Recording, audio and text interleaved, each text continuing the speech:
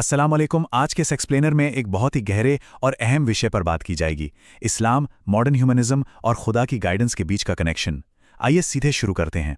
आज के मॉडर्न दौर में एक सवाल अक्सर उठाया जाता है, क्या इस्लामिक कानून और मॉडर्न ह्यूमनिज्म सच में एक दूसरे के खिलाफ हैं? खासकर जब औरतों के हुकूक, सजाओं या गुलामी जैसे सेंसिटिव मुद्दों की बात आती है, तो ऐसा लगता है कि दोनों में एक भारी टकराव है। तो सवाल यह है कि क्या वाकई में ऐसा कोई विरोधाभास है या हम कुछ मिस कर रहे हैं? इस विषय को गहराई से समझने के लिए हमारा रोड मैप कुछ इस तरह रहेगा। पहले इस्लाम और मॉडर्न ह्यूमनिज्म को देखेंगे, फिर फितरत पर बात करेंगे, उसके बाद अकल और इंसानी इख्तिलाफ, और फिर उसके सोल्यूशन के तौर पर वही यानी खुदा की गाइडेंस को समझेंगे। आखिर में कुरान के सही कॉन्टेक्स्ट और मीज़ान के फ्रेमवर्क पर चर्चा होगी। तो चलिए पहले हिस्से से शुरू करते हैं, इस्लाम और मॉडर्न ह्यूमनिज्म। अक्सर ये मान लिया जाता है कि मॉडर्न सोच और मजहबी बातें बिल्कुल अलग अलग दुनिया हैं, लेकिन अगर ह्यूमनिज्म की जड़ में जाया जाए तो वो है क्या? वो इंसानी फितरत का ही तो अध्ययन है। ये बात काफ़ी हैरान करने वाली हो सकती है कि वेस्टर्न दुनिया में ह्यूमनिज्म की बात शुरू होने से सदियों पहले ही इस्लामिक स्कॉलर्स फितरत के इसी कॉन्सेप्ट पर बहुत गहरी बहस कर चुके हैं। सही और गलत तय करने का जो सबसे बेसिक स्टार्टिंग पॉइंट है, वो दोनों ही नज़रियों में इंसान की फितरत ही है। और यही हमें दूसरे पॉइंट पर लाता है, फितरत, द कॉमन ग्राउंड। जब बात फितरत के लेवल से शुरू होती है तो वैचारिक टकराव तो वहीं खत्म हो जाता है, क्योंकि इस्लाम और ह्यूमनिज्म दोनों इस बात पर पूरी तरह सहमत हैं कि नैतिकता की बुनियाद इंसानी फितरत ही है। लेकिन यहाँ एक पेंच है, इस फितरत को समझेगा कौन? यहाँ एंट्री होती है अकल की। अकल यानी हमारी इंटेलेक्ट। ये वो क्रिटिकल टूल है जिससे इंसान बाहर की दुनिया और अपने अंदर की सच्चाई को पढ़ता है, और इसी अकल का इस्तेमाल करके सही और गलत के बीच फैसला किया जाता है। अब आगे बढ़ते हैं तीसरे हिस्से की तरफ, अक्ल और इंसानी इख्तिलाफ। जब इंसान सिर्फ और सिर्फ अपनी अक्ल पर डिपेंड करता है तो एक बहुत बड़ी प्रॉब्लम सामने आती है। इस लॉजिकल फ्लो पर अगर गौर किया जाए, स्टेप 1, हर इंसान के पास एक जन्मजात फितरत है। स्टेप 2, इंसान इस फितरत और मोरालिटी को जज करने के लिए अपनी अक्ल लगाता है। लेकिन स्टेप 3 सबसे अहम है, क्योंकि अक्ल सब्जेक्टिव होती है। अलग अलग लोगों की अक्ल बिल्कुल अलग नतीजे निकाल सकती है, और जब यह सब्जेक्टिव अक्ल आपस में टकराती है तो मॉरल कंफ्यूजन और इख्तिलाफ यानी मतभेद होना बिल्कुल तय है। इसे किसी भी तरह टाला नहीं जा सकता। और यहीं से हमारे चौथे हिस्से का आगाज होता है, वही खुदा की गाइडेंस। तो जब इंसानी अक्ल की अपनी लिमिटेशंस हैं और इंसान आपस में टकराने लगते हैं, तो इस बहस को सुलझाने के लिए एक डिवाइन सॉल्यूशन की जरूरत पड़ती है, और इसे वही कहा जाता है। यहाँ फर्क बिल्कुल साफ है।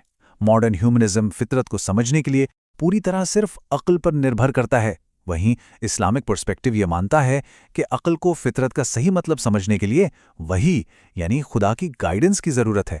इस्लाम ह्यूमनिज्म के मकसद को रिजेक्ट नहीं करता, बल्कि ईश्वरीय मार्गदर्शन के जरिए उसे और भी परफेक्ट बनाता है।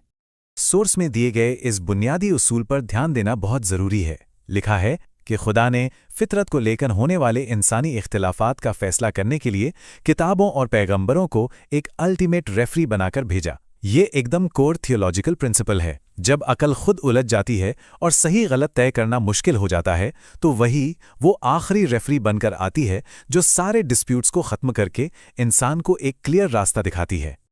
अब पांचवें हिस्से की तरफ चलते हैं, कॉन्टेक्सचुअलाइजिंग द कुरान।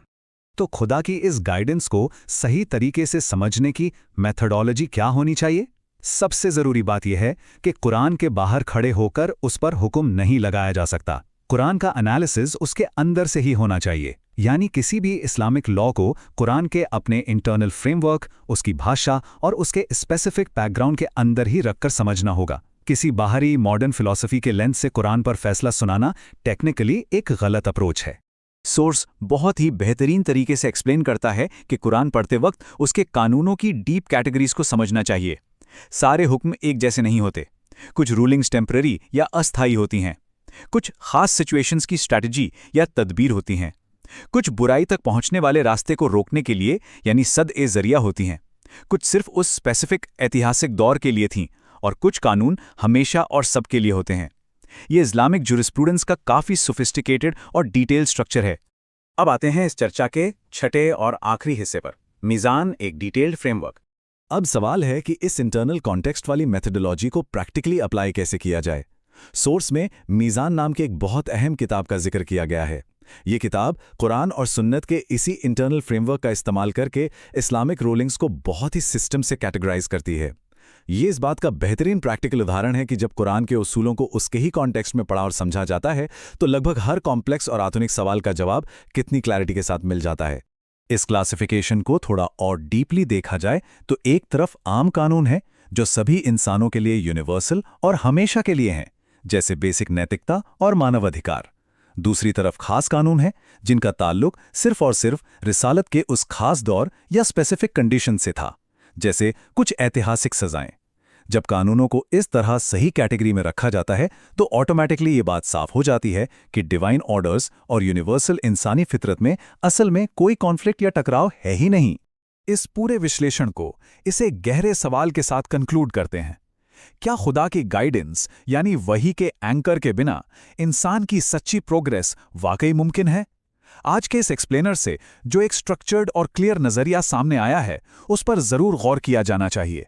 इस डीप डाइव में शामिल होने के लिए बहुत बहुत शुक्रिया।